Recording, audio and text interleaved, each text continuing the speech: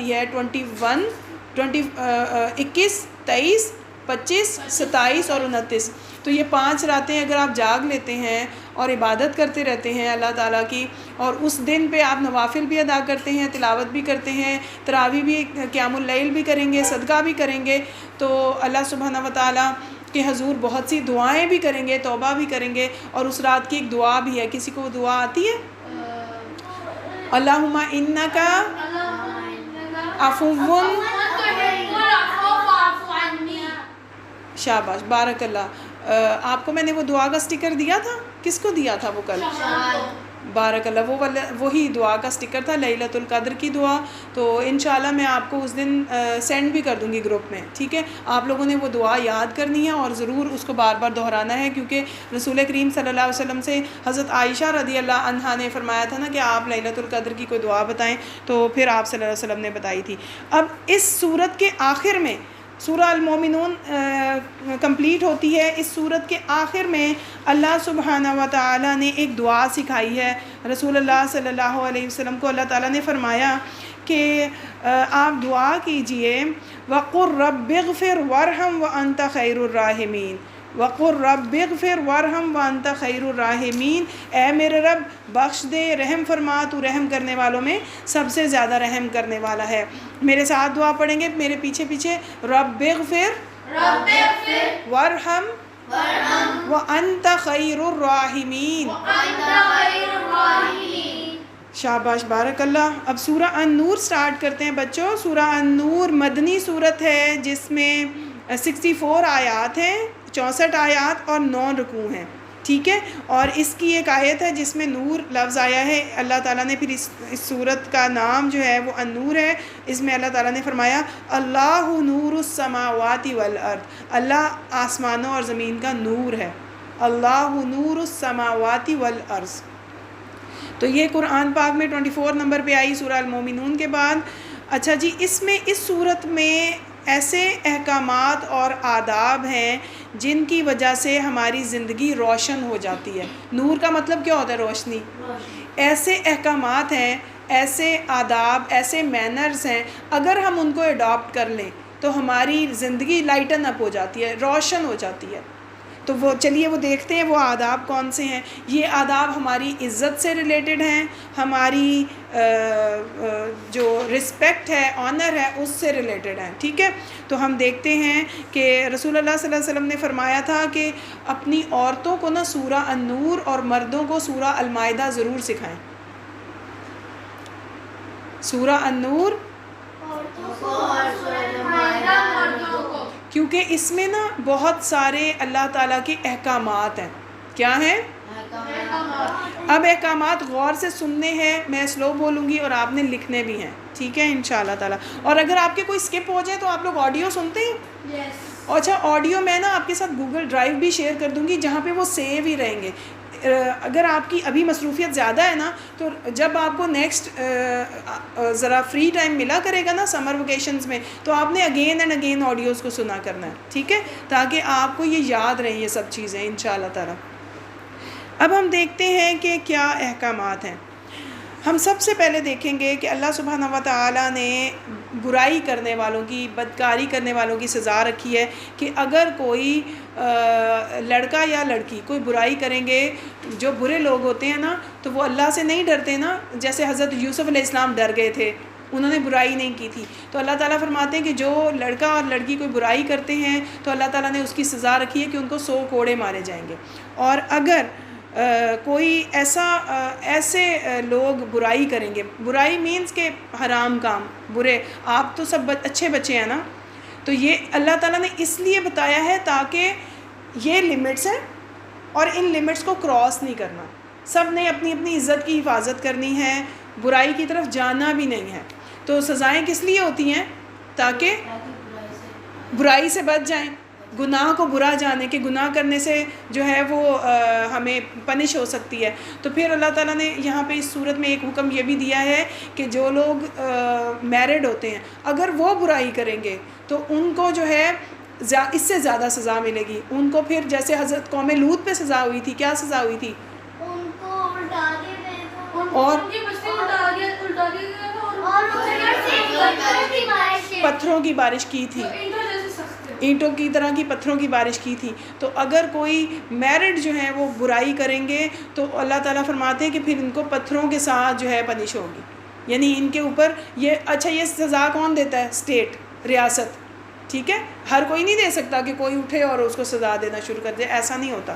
تو اسٹیٹ ان کو یہ سزا دے گی.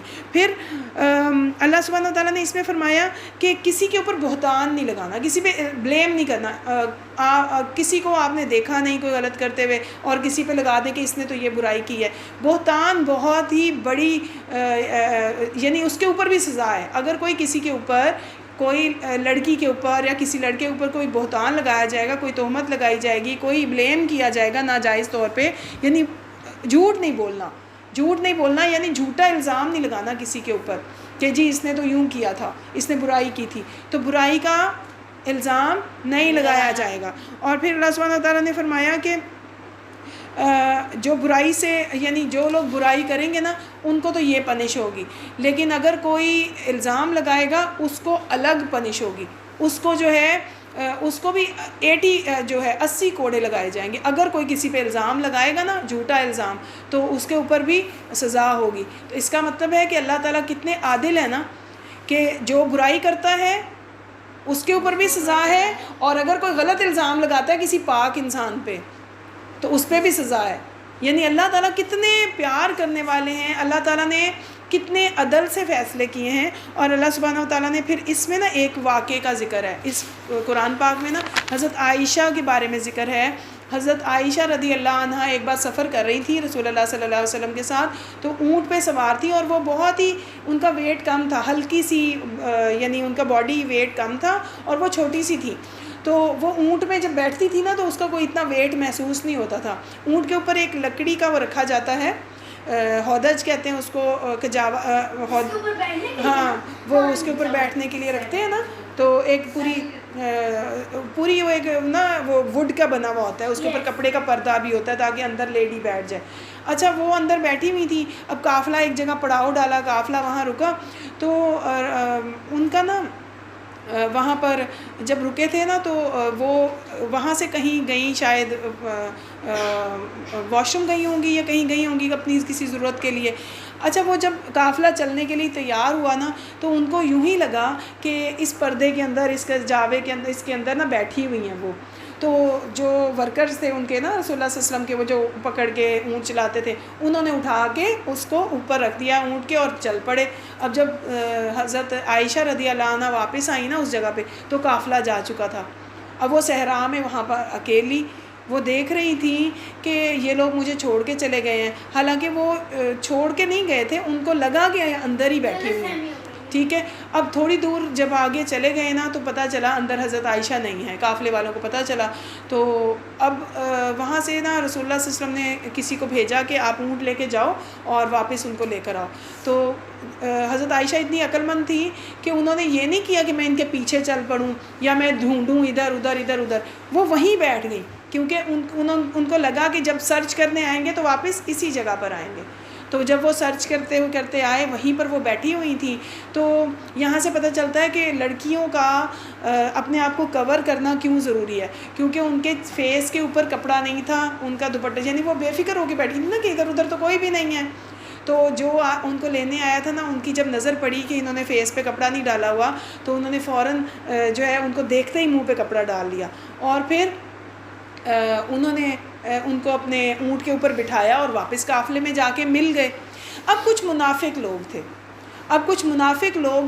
اب جب وہ لوگ پہنچے نا وہاں پر اپنے گھر پہنچے تو منافق لوگوں نے پتہ ہے کیا کہا؟ منافق لوگوں نے کہا کہ حضرت عائشہ جو ہے نا وہ اچھی نہیں ہے.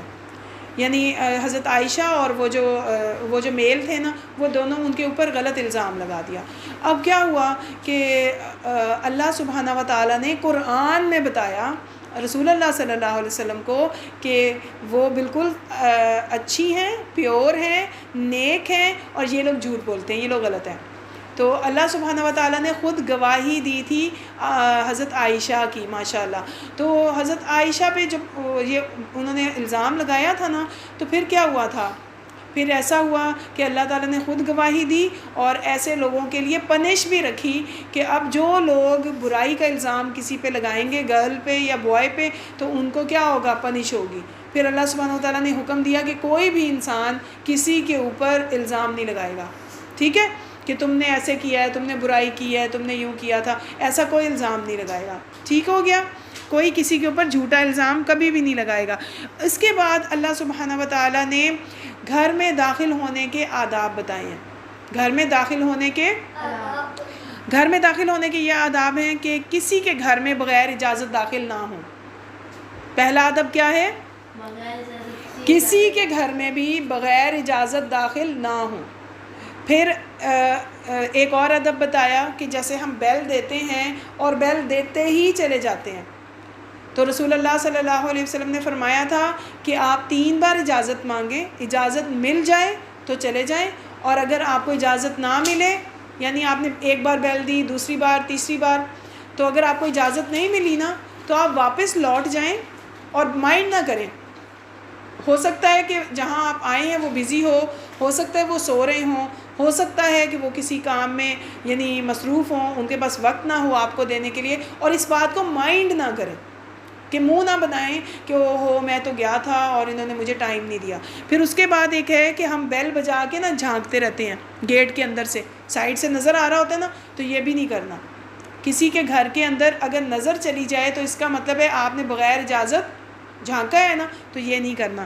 پھر اگر کوئی ملاقات نہ کرنا چاہے تو برا نہیں ماننا۔ پھر جب آپ کو اجازت مل جائے تو سب سے پہلے سلام کریں، جب کسی کے گھر جائیں تو سب سے پہلے سلام کریں، ٹھیک ہے۔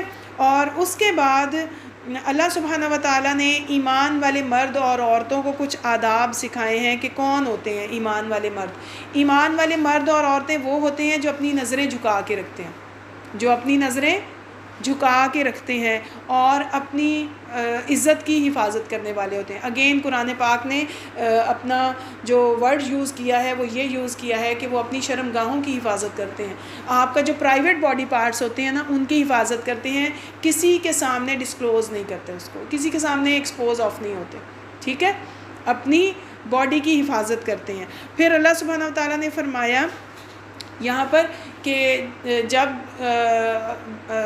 مرد اور عورت بڑے ہو جاتے ہیں نا، ایک ابھی بچپن سے پھر ایک ایج آتی ہے کہ بچے بڑے ہو جاتے ہیں، جب وہ اللہ تعالیٰ نے فرمایا کہ جب وہ نکاح کی عمر کو پہنچ جائیں تو نکاح کی ترغیب دی ہے کہ برائی کی طرف نہیں جانا، نکاح کرنا ہے، برائی کی طرف نہیں جانا، نکاح کرنا ہے، کیونکہ نکاح اللہ سبحانہ و تعالیٰ کا ایک ایسا ریلیشن ہے جو اللہ نے پسندیدہ کہا ہے کہ مسلمانوں کے لیے نکاح سب سے پسندیدہ ہے۔ اور پھر اللہ سبحانہ و تعالیٰ نے فرمایا کہ عورتوں کے لیے جن سے وہ پردہ نہیں کریں گی، یعنی اگر وہ جس دوپٹہ وغیرہ لے کے پھر رہی ہیں، اپنے آپ کو کور نہیں کر رہی، کن لوگوں سے نہیں کریں گی؟ اپنے ہسبینڈ سے، اپنے فادر سے، اپنے ہسبینڈ کے فادر سے، اور اپنے بیٹے سے، اور اپنے جو بھائی ہیں، بھتیجے، بھانجے، اور عورتیں، میڈز، اور جو غلام ہوتے ہیں ان لوگوں سے۔ عورتیں اگر ان کے ساتھ یعنی گھر میں وہ ہوتے ہیں نا تو ان سے ضروری نہیں ہے کہ وہ پردہ کریں، دوپٹہ شپٹہ تو لے کے رکھیں گی لیکن پوری طرح پردے کرنا وہ ان سے نہیں، لیکن باقی جتنے لوگ ہیں سب سے پردہ کریں گی۔ پردے کا حکم سورہ النور میں آیا تھا، ٹھیک ہے، پردے کا حکم کئی بار بچے اور بچیاں پوچھتے ہیں کہ پردے کا حکم اللہ تعالیٰ نے قرآن میں کہاں کہا ہے؟ سورہ النور میں پردے کا حکم آیا ہے، ٹھیک ہے۔ اس کے بعد اللہ تعالیٰ نے فرمایا کہ اللہ ہی زمین آسمان کا نور ہے، اور جو اہل علم ہوتے ہیں ایمان والے ان کی نشانی کی مثال دی ہے۔ ان کی مثال کیسے دی ہے؟ اللہ تعالیٰ نے مثال دی ہے کہ جیسے ایک آپ نے کبھی دیکھا ہے چراغ جس کے اندر لائٹ آن ہوتی ہے، جس کے اندر آگ جل رہی ہوتی ہے، اور وہ آپ نے وہ کبھی دیکھا ہے لالٹین ہوتی ہیں؟ لالٹین وغیرہ دیکھی ہے جس کے اندر آگ جل رہی ہوتی ہے؟ لیمپس ہوتے ہیں نا، لیمپس پرانے زمانے میں کیا ہوتا تھا؟ وہ شیشہ سا ہوتا تھا، لینٹرنز دیکھے ہیں نا؟ تو لینٹرنز کیسے ہوتے تھے کہ اس کے اندر لائٹ ہوتی ہے۔ تو اللہ سبحانہ و تعالیٰ نے کہا ہے کہ مومن کا دل بھی جو ہے نا وہ ایک لینٹرن کی طرح ہے، اس کے اندر جو لائٹ جل رہی ہے نا وہ ایمان کی لائٹ ہے. کس کی لائٹ ہے؟ ایمان کی، فیتھ کی. جو وہ ایمان لائے نا اللہ تعالیٰ پر، رسولوں پر، فرشتوں پر، تو یہ جو ایمان ہے نا، یہ ایمان اس کی وہ لائٹ ہے. اور وہ جو لائٹ ہے اس کی وجہ سے وہ ہدایت کے راستے پر ہے. اور جب اس کو علم مل جاتا ہے قرآن کا، سنت کا، تو نور علی نور ہو جاتا ہے، یعنی روشنی پہ روشنی. تو جب اس کو، یعنی اس کے اندر اگر یقین ہو اور اس کو پھر اوپر سے قرآن پاک کا نالج بھی مل جائے تو وہ نور علی نور بن جاتا ہے، یعنی اس کے اندر لائٹ ہی لائٹ ہوتی ہے. اور وہ اپنی روشنی سے اپنے آس پاس والوں کو بھی روشنی بکھیرتا ہے. جو انسان یعنی رائٹیس ہوتے ہیں نا، ان کے دل ایمان کی روشنی سے روشن ہوئے ہوتے ہیں، لائٹن اپ ہوئے ہوتے ہیں، اور وہ اپنی روشنی سے آس پاس کے انوائرمنٹ کو بھی روشن کر دیتے ہیں. اور وہ بہت، یعنی وہ روشنی ہی پھیلاتے رہتے ہیں لوگوں میں بیٹھ کے. اور جو اہل باطل ہوتے ہیں، جو برے لوگ ہوتے ہیں، وہ کون ہوتے ہیں؟ وہ ان کی زندگی جو ہوتی ہے نا وہ سراب کی طرح ہوتی ہے. سراب کو بھی دیکھیں کہ ایک دھوکہ ہوتا ہے، وہ دور آپ کو کبھی ٹریول کر رہے ہوں تو ایسے لگتا ہے پانی ہے، پاس جائیں تو پانی نہیں ہوتا وہ. ٹھیک ہے، وہ ایلیوژن ہوتی ہے، ایلوژن ہوتی ہے، دھوکہ ہوتا ہے. جب وہ ان کی زندگی کی مثال ایسی ہی ہے کہ وہ اپنے اعمال کو نیک سمجھتے رہتے ہیں، لیکن جب قیامت کے دن دیکھیں گے تو وہ اعمال نیک نہیں ہوں گے. ٹھیک ہے، اب ایسے ہی ہے نا، جیسے نان بلیورز ہیں، وہ اتنے نیک نیک کام کرتے رہتے ہیں، لوگوں کی مدد کرتے ہیں، چیریٹیز کرتے ہیں، ڈونیشنز دیتے ہیں، لیکن آخرت میں جب وہ دیکھیں گے تو ان کو ان کا کوئی اجر نہیں ہوگا ان کے پاس، کیونکہ وہ اس وقت نیک عمل تو سمجھ رہے ہیں اس کو، لیکن وہ اس کا کوئی ریوارڈ نہیں ہوگا. پھر اللہ تعالیٰ نے کائنات کی ہر چیز تسبیح بیان کرتی ہے. اس کے بارے میں فرمایا کہ بادلوں کا اٹھنا، بارشوں کا آنا، اور پھر جاندار، یہ ان سب میں ایمان لانے والوں کے لیے نشانیاں ہیں. اللہ سبحانہ و تعالیٰ فرماتے ہیں جو لوگ ہماری اطاعت کریں گے نا، ہم ان کو دنیا میں بھی اقتدار دے دیں گے، دنیا میں بھی ہم ان کو ایک بلند درجہ دیں گے اور آخرت میں بھی درجہ دے دیں گے. تو اللہ سبحانہ و تعالیٰ نے فرمایا ہے کہ اب مزید کچھ احکامات فیملی کے احکامات بتائے ہیں کہ جب آپ کی ایک فیملی ہوتی ہے، گھر میں پیرنٹس ہیں، گھر میں بچے ہیں، نوکر چاکر ہیں، تو کیسے رہنا ہے. یہ احکامات ہیں. نمبر 1 کہ جو چھوٹے بچے اور نوکر چاکر ہیں، وہ 3 ایسے وقت ہیں جب ماما بابا کے روم میں وداؤٹ پرمیشن نہیں جائیں گے، وداؤٹ پرمیشن نہیں جائیں گے. کون سے 3 ایسے اوقات ہیں؟ نمبر 1 نماز فجر سے پہلے، نماز فجر سے پہلے ماما بابا کے روم میں نہیں جائیں گے. نمبر 2 جو دوپہر کا وقت ہوتا ہے، قیلولہ کا وقت، کھانا کھانے کے بعد کا، لنچ کے بعد، جب وہ ریسٹ کر رہے ہوں ماما بابا کے روم میں نہیں جائیں گے. نمبر 3 نماز عشاء کے بعد اگر وہ ریسٹ کر رہے ہیں تو ان کے روم میں نہیں جائیں گے. یہ 3 ایسے وقت ہیں جن میں بغیر اجازت ان کے روم میں نہیں جائیں گے. تو یہ ایک مینرڈ چائلڈ جو ہوتا ہے اس کی نشانی ہے. جس نے قرآن پاک پڑھا ہوا ہو اس کو پتہ ہے کس نے بتایا. یہ اللہ تعالیٰ نے حکم دے دیا قرآن پاک میں. اللہ سبحانہ و تعالیٰ نے قرآن پاک میں سورہ النور میں حکم دے دیا کہ جو اچھے بچے ہوں گے وہ اپنے گھر کی پرائیویسی کا بھی خیال رکھتے ہیں. ان کو اللہ نے حکم دیا کہ ان کے پیرنٹس جب ریسٹ کرتے ہیں تو 3 ایسے وقت ہیں کہ جب وہ روم میں نہیں جاتے. نمبر 1 نماز فجر سے پہلے، دوپہر کا وقت جو قیلولہ کا وقت ہوتا ہے، اور ایک عشاء کی نماز کے بعد. اگر وہ سو رہے ہوں، اگر وہ ریسٹ کر رہے ہوں تو ان کے روم میں بغیر اجازت، ایسی ہمارے گھروں میں کیا انوائرمنٹ ہوتا ہے، دھڑاک سے ڈور اوپن کیا سیدھا چلے گئے، ایسے ہی ہوتا ہے. تو ایسا نہیں کرنا. اللہ تعالیٰ کو یہ پسند نہیں ہے. اللہ تعالیٰ نے یہ آداب ہمیں سکھائے ہیں، اور اللہ تعالیٰ نے ان آداب پہ جو چلے گا اللہ تعالیٰ اس کی زندگی نور بنا دیں گے، کیونکہ وہ جو ہے وہ اللہ کا حکم مان رہا ہے، اطاعت کر رہا ہے. اور اس کے بعد فرمایا کہ جب بچے گھر میں داخل ہوں گے تو اجازت مانگ کر، جب گھر میں داخل ہوں گے تو اجازت مانگ کر. کیسے اجازت مانگتے ہیں؟ نوکنگ کر لیتے ہیں، بیل دے دیتے ہیں. ہم کسی کی طرف آفس میں یا روم میں جب جاتے ہیں تو مے آئی کم ان کہہ کے جاتے ہیں نا، تو اپنے گھر میں آتے ہوئے بھی ہم بیل دے سکتے ہیں. اور اگر فرض کرو لاؤنج میں سب بیٹھے بات کر رہے ہیں یا صرف ماما بابا ہی بیٹھے ہیں تو ہم باہر سے ہلکی سی کھانسی کر کے یا پاؤں کی ہلکی سی آواز کر کے بتا سکتے ہیں کہ کوئی آ گیا ہے. ٹھیک ہے، چپکے سے نہیں داخل ہوتے. جب یہ جو ہمارے جنریشن میں بات آ گئی نا سرپرائز دینے والی، چپکے دبے قدموں پیچھے آتے ہیں، یہ بیڈ مینرز ہیں. آپ کو پتہ ہے یہ بیڈ مینرز ہیں، اور ہم اس کو ایکسائٹمنٹ میں لیتے ہیں. ہم پیچھے سے آ کے کسی کو ڈرا دیتے ہیں یا کچھ بھی، ایسا نہیں کرنا. اللہ تعالیٰ کو اللہ تعالیٰ نے یہ نہیں ہمیں سکھایا. اللہ تعالیٰ نے ہمیں سکھایا ہے ایک ڈیسنٹ مسلم، ایک اچھا انسان کون ہوتا ہے. یہ ہماری کیریکٹر بلڈنگ کی اللہ تعالیٰ نے. ٹھیک ہے. اور پھر فرمایا کہ اللہ تعالیٰ نے پردے کا حکم یہاں پر جو لڑکیاں، جو بچیاں بڑی ہو جاتی ہیں نا، جیسے پبرٹی کی ایج پہ پہنچ جاتی ہیں، ان کو دیا ہے. اور اچھی بات ہے کہ سب بچیاں اپنے آپ کو ہیڈ کور کر کے رکھیں، اپنا کم از کم اپنا حجاب اور اپنے پورے باڈی میں فل ڈریس پہن کے رکھیں. جو بوڑھی عورتیں ہوتی ہیں، جو بہت اولڈ ہو چکی ہوتی ہیں، اللہ تعالیٰ نے فرمایا کہ اگر وہ پردہ نہ بھی کریں تو کوئی بات نہیں، ان کو اجازت دے دی، لیکن وہ کور رکھیں گی اپنے آپ کو. ٹھیک ہے. اور پھر فرمایا کہ گھر میں اب جب بھی کوئی بھی داخل ہو تو سلام کریں. کوئی بھی گھر میں داخل ہو تو سلام کریں. اور جب کوئی مجلس چل رہی ہو جس میں کوئی تعلیم کی مجلس ہے یا کوئی کسی میں مشورہ ہو رہا ہے آپس میں، تو اگر اس مجلس میں ہے تو پھر اجازت لے کے اٹھیں، بغیر اجازت نہ اٹھیں. ٹھیک ہے. الحمدللہ سورہ النور ہماری کمپلیٹ ہوئی ہے.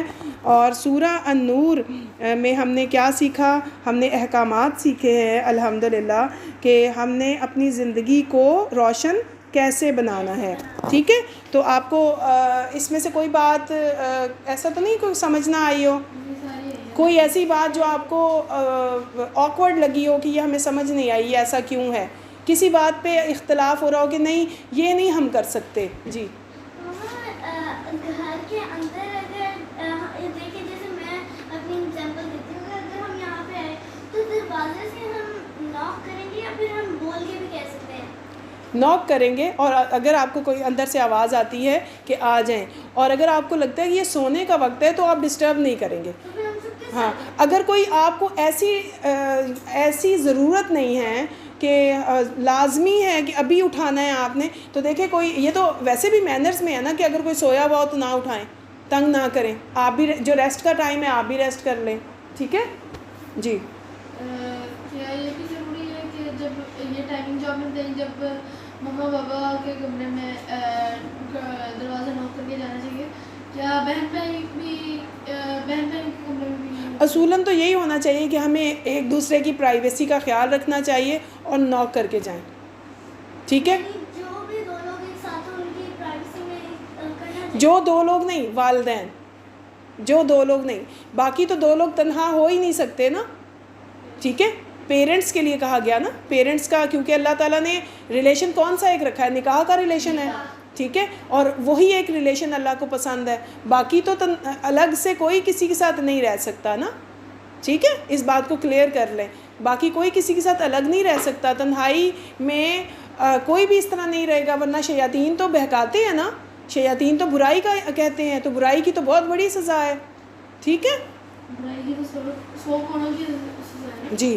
تو اور کسی کو کوئی پوائنٹ سمجھ آ گئی آپ کو؟ الحمدللہ. جی. یہ پوچھی تھی کہ کوڑے کیا ہوتے ہیں، میں ان سے بتانے لگی تھی لیکن کلاس ٹیسٹ ہے. بس آپ یہ سوچیں، اس کو آپ نے مطلب اس سے آپ کو ایز سچ اس کے ڈیپتھ میں جانے کی ضرورت نہیں ہے. بس آپ نے یہ دیکھنا ہے کہ یہ برا کام ہے اور اس پہ اللہ نے کوئی پنش رکھی ہے.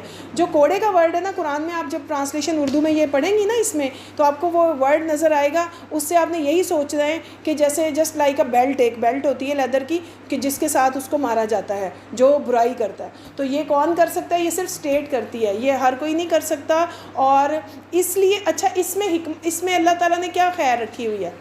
کیونکہ جب کسی کو پنش کا پتہ چلے گا وہ برائی کرے گا ہی نہیں.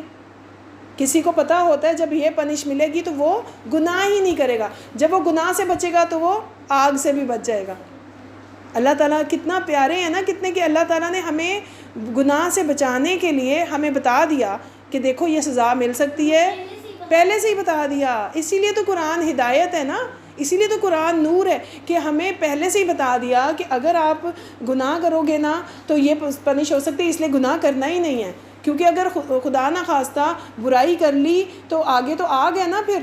تو اللہ تعالیٰ نے فرمایا کہ جو نیک لوگ ہوتے ہیں نا وہ آگ نہیں خریدتے، وہ اللہ کی رضا خریدتے ہیں. وہ کیا خریدتے ہیں؟ اللہ کی رضا. الحمدللہ ہماری سورہ نور کمپلیٹ ہوئی. سورہ الفرقان 25ویں نمبر پر ہے اور یہ مکی صورت ہے. اس کی 77 آیات ہیں اور 6 رکوع ہیں اور اس پارے میں اس کی صرف 20 آیات ہیں. ابھی بس ہم الحمدللہ اس کو وائنڈ اپ کر رہے ہیں. اس قرآن کی صورت میں پہلے ہی الفرقان کا مطلب کیا ہوتا ہے؟ کوئی بتائے گا؟ الفرقان فرق کرنے والی. ٹھیک ہے، کس میں فرق کرنے والی؟ حق اور باطل میں. حق اور باطل میں فرق کرنے والی. تو فرقان جو ہے اس کی پہلی آیت میں لفظ آیا ہے تبارک الذی نزل الفرقان علی عبدہ لیکون للعالمین نذیرا.